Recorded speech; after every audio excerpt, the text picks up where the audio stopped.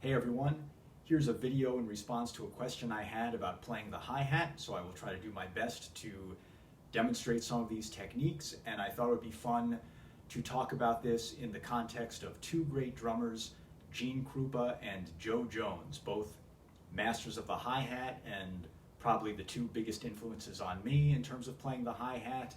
And I think by talking about this in the context of those two gentlemen, we can get a good overview of some of these approaches, as they both had different ways of kind of achieving a similar result.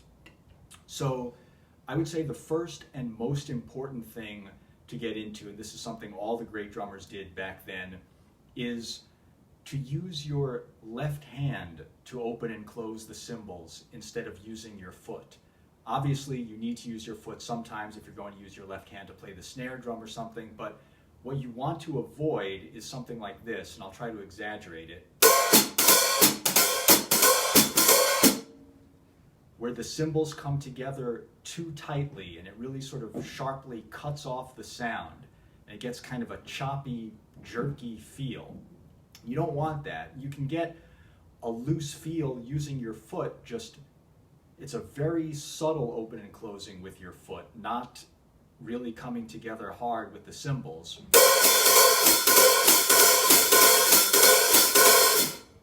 But you can get a really beautiful sound by just letting the cymbals, just holding them just slightly touching with your left foot, and then using your left hand to open and close them. So Jo Jones would hold the cymbals with his left hand like this, and then you're just using your thumb and your index finger to just gently pinch the cymbals on 2 and 4 and then release them.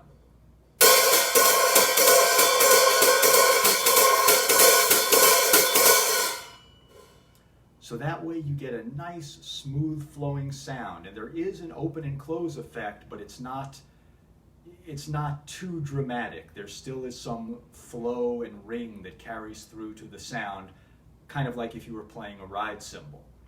So that's a really important technique, using your left hand to just gently open and close the cymbals. And another way to do that is the way Krupa would do it. He would hold the cymbals often like this with his left hand, but same kind of thing.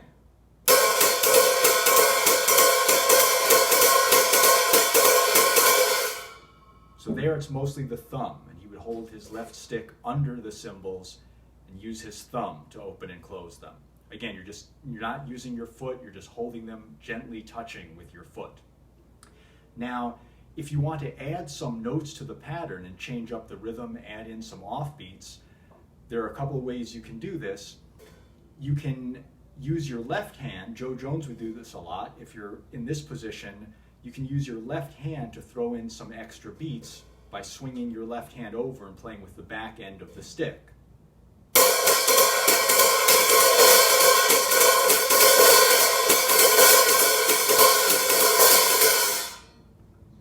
So that's one great way to do that. And then Krupa wouldn't do that quite as much. If he was going to vary the pattern, he tended to do it more all with his right hand, sort of in the same way you would change up the pattern if you were playing on the ride cymbal. So Krupa would play a little more like,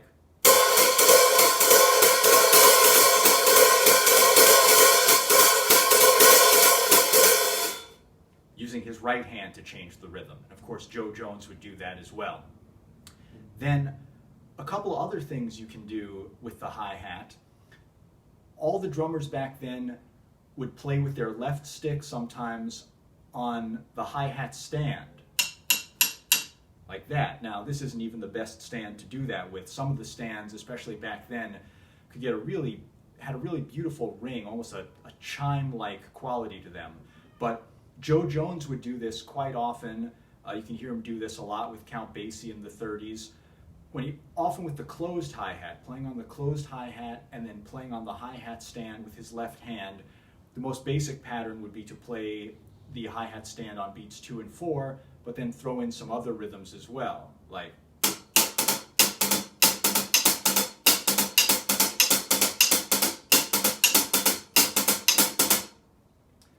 So that's a great kind of sound that you'll hear all the drummers back then do, and Jo Jones was a real master of that.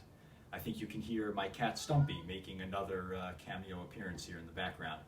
Anyway, Gene Krupa would do that too, but a thing that Gene Krupa tended to do more when he was playing the closed hi-hat, because he was in this position, would be to play on the bottom cymbal with his left hand.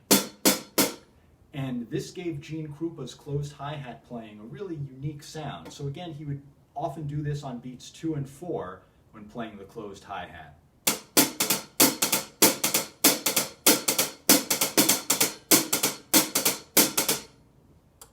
So those are just a few of the effects you can get.